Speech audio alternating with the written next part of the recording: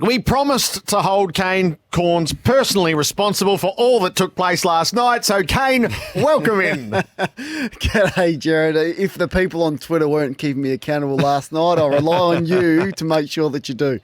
Take us behind the scenes of the naming of Tom Hawkins as captain. Well, it was unanimous, really. I think largely unanimous. It was the last decision that we made. Of course, it takes a long, long time to bet it down to the 22 that you're comfortable with, and there's a lot of debate that goes into that. And then after that, you breathe a sigh of relief, but then someone says, we better name a captain. And it was, for me, he was the obvious choice for me, and as I said, it was unanimous. The reasons behind that is a bit of a legacy piece, which you spoke about before, and players like Franklin and Dangerfield and Rance. When you get to that stage and you have 5 All Australians and you carry yourself like he has, so there's a little bit of that, but there's a little bit in it that he's been one of the most selfless forwards to play the game of football. And for me, the thing that stands out with Tom Hawkins is his ability to sense the moment in a game and influence the game at critical times. And that's what captaincy is about for me, on-field leadership. I think he's absolutely increased his on-field direction and instruction. And if you look at him behind the goals and the way that he sets up and how important he is for his team, of course, Max Gawn is an incredible leader. And, you know, with Joel Selwood and a couple of others standout leaders in the competition, did love the season of Touk Miller, and he was certainly, spoken about, as was Patrick Cripps, the vice-captain. But for me, I love the fact that Tom Hawkins is captain. I think it was a pretty, I'm going to say, obvious choice. So Gary Lyon would make the case, Kane, to you that Max Gawn is the reigning All-Australian captain. He's just posted his 6th and 5 in a row. And after he was named All-Australian captain, he became Premiership captain. What's he done to not remain as the captain of that team? Yeah, you can't argue with any of that. And as I said, I mean, Max Gawn's leadership credentials speak for themselves, but I don't know, there's something about the Geelong season, there's something about the career of Tom Hawkins, there's something about the 4 in a row, and his ability to, as I said, influence games on field like great captains do. So I think you'd be looking for criticism really closely if you were critical of that decision to name him captain, albeit I love the debate. That's the great thing about the week off and the awards, the debate. Like, so bring on the debate. You know, good spirited debate about what you believe, the players that you thought from your club who you watched really closely were unlucky. I love all of that. I welcome it, and I didn't hear Gary's comments, but he's absolutely right to raise those questions. But I think you'd be hard pressed to be critical of Tom as the captain of this side. So just the sentiment in the room. So running through 6 years, you can pick the moment where this started, and it was Alex Rance in 2017 and then Buddy Franklin in 2018. That was a huge legacy moment, and people objected to it and didn't fully understand it. And yet I think as you look back, it's such a lovely way to crown his All-Australian time. Then Nat Fyfe, who is a captain, Paddy Dangerfield in 2020, Max Gawn becomes the Premiership captain, and Tom Hawkins. So is this... Do we have to let go of the idea that we're just choosing now the best club captain in the team? I don't know. I'm new to all of this, really, and your history lesson. I probably hadn't even looked at it as closely as what you had. That was discussed. Is it a legacy piece? Is it the best captain? Is it the best captain of their team? And in the end, it comes down to what each individual believes, and then I guess the overwhelming consensus names the captain. So I can't tell you whether next year, it might be Max Gawn or a captain of their club, Patrick Cripps, or someone else bob up and be the captain. I don't know. I don't think it's set in stone. It was more just a feel about the career of Tom Hawkins, the season that he had, how strong a season his club has had, and his ability to influence the game in crunch times. Who did you go to the mattresses for? Who are you most pleased to get in there? A couple. Probably 17 of them picked themselves. So let's be completely honest about it. A lot of these players, the majority, pick themselves. So, and there's a lot, but there's probably 10 spots looking for the last 5, and you sort of debate it. There's a couple of players whose seasons I loved. Like, I loved Braden Maynard's season, and I've seen a few screenshots of people comparing stats and all of that. It's not stats. Don't give me that with Braden Maynard. Give me Give me influence. Give me courage. Give me determination. Give me leadership. Give me team first attitude that he'll play whatever role that he wants.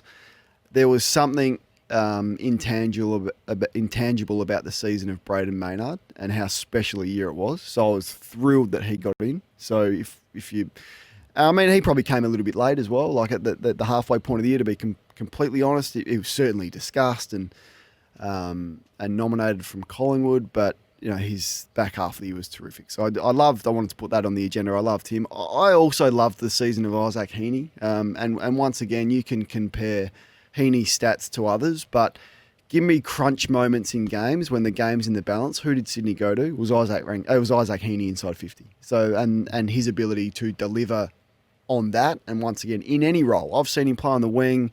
He's certainly gone to centre bounce, but he's done his damage centre forward, which is difficult. So those two for me, I love the seasons, and then the others that pick themselves, like Shea Bolton. What a remarkable year! Just for me, if he's not the best player in the comp, he's top 3. He's just electrifying to watch. I love going to footy and watching him. So, I mean, those types of players: Jeremy Cameron, Hawkins, Oliver, Neil, Took Miller. They pick themselves really, but there's a couple there that I really was thrilled that they got the nod. Who couldn't you get in? Was there one you thought, I did my best, but I couldn't get him up? Yeah, you know what? I walked away just going, and I remember seeing the team up on the screen when it was done, and I sort of tweeted this last night. I was like, gee, that's a good team. So there's Angus Brayshaw's unlucky, Sicily's unlucky. There's a lot of players that were unlucky and absolutely worthy of selection, but I walked away like going, that is a great team, and I could wheel that team out on the parks. So the other criticism we'll get to, is it a team that's picked to play? I could explain to you how this team could play so easily and the versatility that this team has. So I walked away the first time I saw it. I remember saying audibly, gee, that's a good team. I was really comfortable with the team. Yeah. So I'm going to get Brenton Sanderson later in the morning to do that. So in the other 22, there's clearly a lineup of a second team, which we've done. We've put in positions. We'll read that out, and then he's going to run matchups and strategies. He's going to do that. Does the team make sense to be able to put out there and play against the other team, against the second team? Yeah, and I think it does. Like, I could just quickly give you examples of how that. So people will say, well, Took Miller's not a wingman. Well, no, he hasn't played wing this year, but you could easily, if he played wing, he would be a top winger in the game. And he's had an All-Australian season, so he picks himself, but he can go inside. Blixarves can come off the bench and go to the wing. Or Tom Stewart can play wing and Blixarves can take his position as a defender. There's so many options. Isaac Heaney, as I said, has played wing. He can roll there. Callum Mills can roll to half back and you could put Sinclair up onto the wing. Shea Bolton, Petrarca can go on ball and Callum Mills can slide forward. Brayshaw can come on and play wing or come on and play on ball. Petrarca can go to the bench. Heaney can replace him. Rosie can do the same. It is a team picked to play. Every position is covered. Blixarves can be your backup ruckman. So I can answer all of those questions. This is absolutely a team picked to play. And anyone that did their own All-Australian teams, and I've seen a lot of them, there was Hugh McCluggage on the wing, or there was Sam Walsh on the wing, or there was Mark Blixarves on the wing. They didn't play wing either. So don't give me that argument. I saw Angus Brayshaw on a few wings. He's played half back or he's played on ball. Not a lot of wingmen in the game, but there's a lot of players that are capable of playing wing. So the versatility of this side, I just love, and as I've said repeatedly, I'm pretty comfortable with where it landed. Could Josh Dacos have filled the bill as the specialist winger? Yeah, absolutely he could have, and he was discussed at length, and he was in the squad and all that, and had an outstanding season. So he's unlucky not to make the team. I just feel like the midfielders / wingmen or the players capable of playing wings just pipped him for the years that they had. I looked at this team and then I looked at the second team and I thought, the evil genius of Kane Cornes. He got Rosie ahead of Walsh. Kudos, evil genius. Kudos. No. Rosie picked himself. I mean, he absolutely picked himself. Once again, unanimous really in the end. Top 5 in the Coaches Award. More votes than anyone since he moved on ball in round 5 against Carlton in that second half. So, I was thrilled for him, honestly, because he was challenged by his own teammates at the start of the year to be tougher and be more resilient, to be better in the contest. He did that, and to finish top 5 in the Coaches Award, he essentially picked himself. Well, you know how that's going to play on the Temper text machine, 0433 98 11 16. Will you do it again? Did you enjoy it enough to do it again? Oh yeah, I loved it. If they would have me back, I loved it. The thing I loved about it is just talking footy with the minds in the room. I enjoyed seeing how the meeting was chaired by the boss. Just so impressive the way that things are run and how everyone has their say. I love catching up with the likes of Glenn Jakovich and legends of the club, Drew Bolton, Cameron Ling, sitting along Nathan Buckley in a couple of those meetings and getting his insights. Nick Revolt, just outstanding. Shifter Sheen, Chris Johnson, Patrick Kane, Swamp on Twitter. I followed Swamp for so long on Twitter, Gerard, and then I walked into the first meeting and someone says, "This is Swamp." I was like, "Swamp? You're..." So to actually put a face to the famous Twitter account and his genius really, and his formulas. He's created his own formulas so any question you just put to Swamp, he answers it like that. I thoroughly enjoyed it. I did. I walked into an airport lounge once and this fellow came up to introduce himself and it was Swamp. I thought, how good. So there were really interesting moments throughout. Liam Baker is the most courageous player from the PA. Scott Pendlebury is the choice of captain. The most interesting one I thought was Andrew Brayshaw as their MVP. So most valuable player. The players have the power here to just choose. I don't think they've ever used their power quite right. The Coaches Association is wedded to the week by week and the formula runs out and you end up with the best. I was so interested that it was Andrew Brayshaw in that collective. So MVP feels to me like Jeremy Cameron, Shea Bolton, Patrick Cripps. That would have been my 3-2-1. What a great insight into the way the players regard Brayshaw, that they have him as that player. It is, isn't it? Clayton Oliver probably for me and Lachie Neale were the other two that I would add to your three that would have been, I wouldn't have been surprised if any of those five won it. So without taking away anything from Andrew Brayshaw and the season that he has had, I was interested in that as well. I'm not fully aware of the process now, the way that they vote. I know sort of when I was still playing a long time ago, it was, a tick box sort of situation, and some players would spend a lot of time doing it. Some players would tick it really quickly. We know a lot of players, well, certainly a percentage of players don't watch a whole lot of football. So how seriously do they take it? But once again, when you're saying all this, you don't want to take away anything from Brayshaw's season, because he was I think the best with Touk Miller two-way runner in the game. So his midfield numbers weren't as big as some of the others, but what does a possession mean for a midfielder now? Not much. And like Hawkins, his ability to influence games defensively when they were on the line for Fremantle, I mean, you couldn't speak highly enough of his season. So perhaps the current day players really take that into consideration, not just the numbers and stats that players produce these days. What are we to make of sledging in light of the Zorko interview on Drive last night? Yeah, I've been involved in a couple over the journey, and one was really nasty, and one was in relation to the health of my son, who was critically ill at the time. So, I can probably speak openly about how that affected my family, and it was brutal. So I get there's two sides to this story. I still can't understand that there was anything said to Dane Zorko that had that reaction to utter the words that came out of his mouth. So I think both clubs would look at themselves and go, we could have done this a whole lot better, because I don't think what Melbourne said to Dane would stand up either if we had released that publicly. I think we'd be looking as grimly on what they said to him as we are on what he said to them. So, yeah, I'm not sure what it is. I loved your opening. There's not really an upside to go there, but we're competitive players, and in the heat of the moment, sometimes you go to the edge where you shouldn't go, and then instantly you're like, I shouldn't have said that. Certainly not going to say that I haven't been in that situation either. So it's just a lesson for everyone. I think the way that both clubs essentially handled it was about as good as it gets, I reckon. I'm not sure either club could have handled it better from the way Melbourne dealt with it in the moment. But you'd be hoping that we aren't speaking about this very often. Yeah, the idea of personal abuse is archaic. And I do think players are actually... I've modified my view since Saturday morning. I think the players are genuinely lucky it's not in the public domain what was said on the field. Do you think it should be? I don't know, because I'm extremely uncomfortable with the phrase that Zorko used being in the public domain because of what it means for the Petty family. I wonder if what came the other way would be in breach of respect and responsibility. The fact if players feel uncomfortable that this might have ended in the public domain, that's your answer right there. Yeah.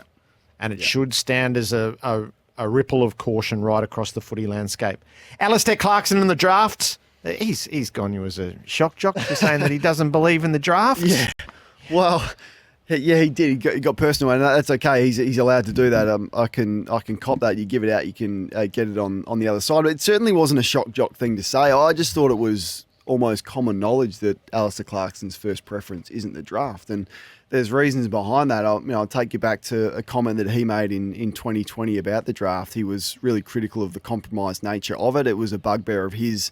I'm quoting him here that Queensland, this is in relation to the grand final, but he said there's 2 clubs up there that get the whole state in terms of access to junior talent. Sydney and GWS share the whole New South Wales in terms of any talent that comes through the state, and Brisbane and Gold Coast do the same up north. People say, why don't you just rebuild, go to the draft? You can't go to the draft. It's so compromised. So you have to do it with other mechanisms, free agency, depths of your rookie list. So that was me thinking, well, he's not a massive fan of the draft. And then I look at what Hawthorn did at the draft. Okay, so we'll go back for the 10 years, way back to 2012. They've had 3 picks inside 20. And I know you don't get the access to the elite picks when you have the success that Hawthorn had, but there's opportunities there to go to the draft. So pick 19, they went with Ryan Burton, who they traded out in 2015. They had Will Day at 13 in 2019, and then 2020 with pick 6, they took Denver Granger Barras. They traded a whole lot of picks out.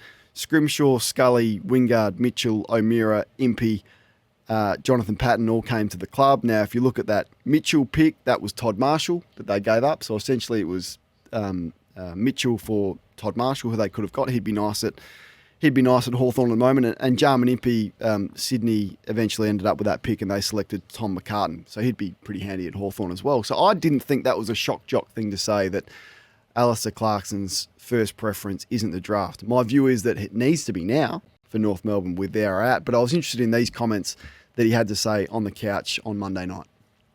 We need a couple of guys around that 27, 28-year-old bracket probably. But having said that, some of the guys like Core and Mackay and even Larky, these guys are sort of mid-20s and about to, in a couple of years they're going to be your 26-year-olds, and they're going to be the guys that you build your club around.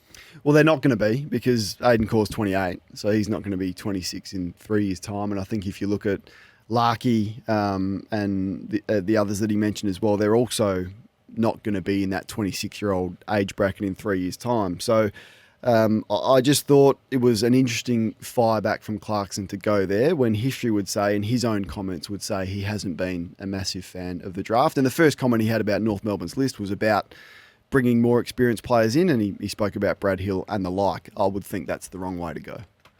And just as we finish it, so our inbox video from the end of Carlton Collingwood went public yesterday. Poor old Andy Marr. But your body language has been interpreted in there. What is going on?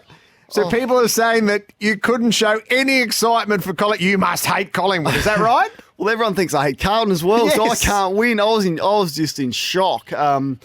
I don't want to pump up your tyres too much here, Gerard, but my 14-year-old son just texted me. In fact, he's 15. I better get that right. He's fascinated by the media landscape, and he's sent me an inbox about your call, and he said, Whateley was absolutely incredible in this 2 minutes. And that was, I'm pumping you up here, but that was commentary perfection. So well done to you. That's what everyone should have taken out of that piece, was your commentary, not Andy's reaction, which was hilarious. And certainly not mine sitting in the back row with Sandra. I was just in shock that Collingwood had done it again. So good, Kane. People are looking for everything. Great stuff. Well done. I think it's an excellent All-Australian team. So do I. Good stuff. Thank you.